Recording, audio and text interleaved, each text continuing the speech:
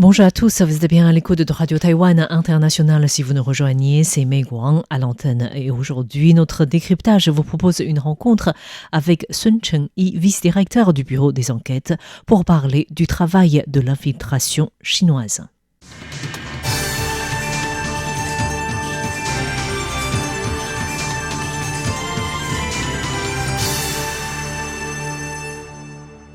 Le 13 mars dernier, le président de la République, Lai Ching-te, a tenu une réunion de haut niveau au sujet de la sécurité nationale. À l'issue de cette réunion, Lai Ching-te a qualifié la Chine de force hostile étrangère et a annoncé 17 stratégies pour faire face aux menaces de la sécurité nationale et de la guerre Front uni de la Chine.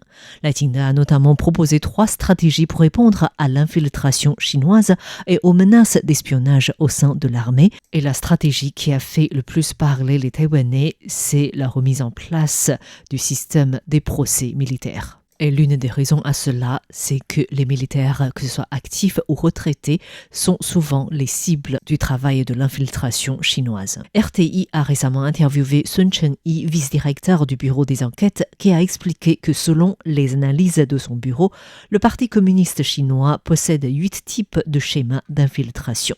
Il s'agit notamment d'inciter les Taïwanais à former des organisations, ensuite des interventions dans des élections taïwanaises, la manipulation des perceptions de guerre cognitive, d'attaque Internet, le recrutement des talents et le vol des secrets, mais aussi le travail de front uni sous couvert des échanges culturels, la proposition des intérêts financiers pour attirer les Taïwanais et le recrutement des personnes pour faire des documents chinois comme des cartes de résidents en Chine.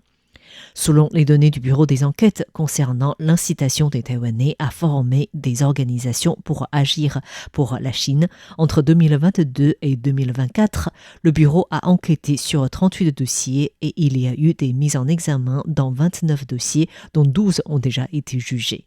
Les soldats en service constituent en réalité la principale cible, ce qui explique la demande du président de la République de remettre en place des procès militaires. Sun Cheng-yi a précisé que la méthode la plus courante consiste à utiliser des officiers militaires à la retraite ou des personnes retraitées d'unités sensibles de Taïwan pour faire le pont entre guillemets et utiliser des récompenses financières comme incitation pour attirer ces militaires à mener des activités d'espionnage ou recueillir des informations confidentielles ou sensibles. Le Parti communiste chinois peut également offrir de grosses sommes d'argent pour inciter les officiers militaires à faire défection par avion ou les inciter à accepter le modèle de Pékin, c'est-à-dire s'engager à ne pas résister par la force en cas d'attaque chinoise et à signer un serment de loyauté. Selon Sun Cheng-yi, certains agissent également auprès des gangs taïwanais pour entrer en contact avec des militaires retraités ou actifs pour financer la création des organisations secrètes des forces armées à Taïwan. Les Chinois passent également par financer des groupes religieux ou constituer des groupes pro-Chine sous couvert d'échanges religieux ou d'autres échanges. Ces groupes sont invités à effectuer des voyages ou à faire des investissements en Chine, toujours dans l'objectif de constituer des groupes pro-Chine. Ces derniers peuvent agir, comme on disait tout à l'heure, dans l'objectif d'influencer des élections à Taïwan. À ce propos, Sun Cheng-yi, vice-directeur du Bureau des enquêtes, a indiqué avoir enquêté sur 61 dossiers durant les 3 dernières années, dont 55 concernaient les élections présidentielles et législatives de 2024. Sur ces 61 dossiers, il y a eu mise en examen dans 30 dossiers, dont 8 ont déjà été jugés. Sun Cheng-yi a précisé la pratique la plus courante est d'inviter les électeurs taïwanais à effectuer des visites touristiques en Chine. Pour les élections en 2024, le PCC a par exemple invité des personnes susceptibles d'influencer d'autres et à travers les différents accueils ou rencontres, le PCC faisait savoir son soutien à tel ou tel candidat ou parti politique. Le vice-directeur du Bureau des enquêtes rappelle que tout Taïwanais qui accepte ce type de commande d'instruction ou un financement à cette fin enfreint peut-être la loi. Nous appliquons désormais la loi anti-infiltration dans les dossiers des tentatives d'influencer des élections. Des cas où des personnes reçoivent des instructions, des ordres ou du financement du Parti communiste chinois peuvent faire l'objet d'enquêtes conformément à la loi anti-infiltration. En 2024, nous avons enquêté sur 55 dossiers relatifs aux élections. Il y a eu des mises en examen dans 24 dossiers, dont certains ont déjà été jugés. La loi anti-infiltration mentionnée ici fait référence aux éléments d'instruction, de recommandation ou de financement.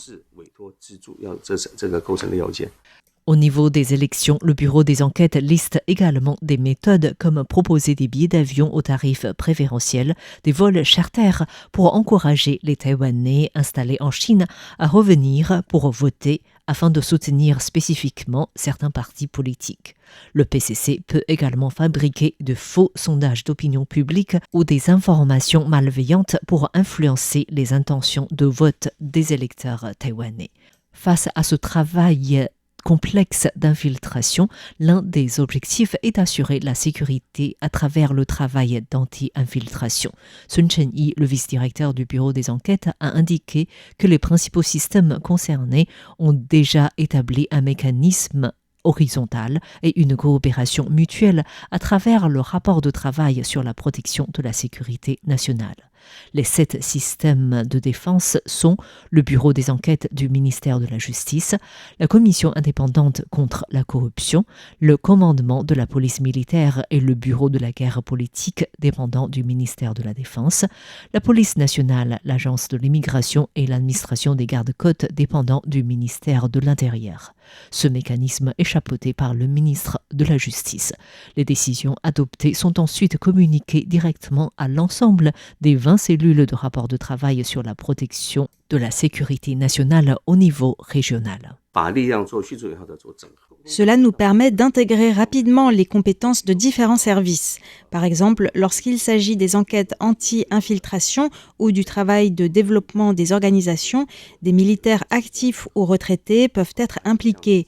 Alors, nous collaborons dans ce cas avec l'équipe de la sécurité militaire et le bureau de guerre politique. Cette division du travail et ces coopérations fonctionnent plutôt bien actuellement. Le vice-directeur du bureau des enquêtes a indiqué que dès l'époque de l'ancienne présidente de la République Tsai Ing-wen, en 2020, la notion de la défense de Taïwan qui dépendait des organismes de la défense s'était généralisée à une mobilisation de la population taïwanaise. Justement, c'est en considérant l'importance de l'union de la population que le gouvernement souligne qu'il est interdit pour les Taïwanais d'avoir le double nationalité. Une pièce d'identité de la Chine est ainsi à l'encontre de la loi taïwanaise. Le bureau des enquêtes peut également travailler sur ce type de dossier et le bureau se prépare déjà au travail de prévention et d'intervention pour les élections locales de 2026. Merci à tous d'avoir suivi ce décryptage consacré à l'infiltration de la Chine. Nous étions en compagnie de Sun Chen-yi, vice-directeur du bureau des enquêtes. Merci à tous de votre écoute. C'était Meg Wang pour RTI et je vous souhaite une excellente écoute à tous.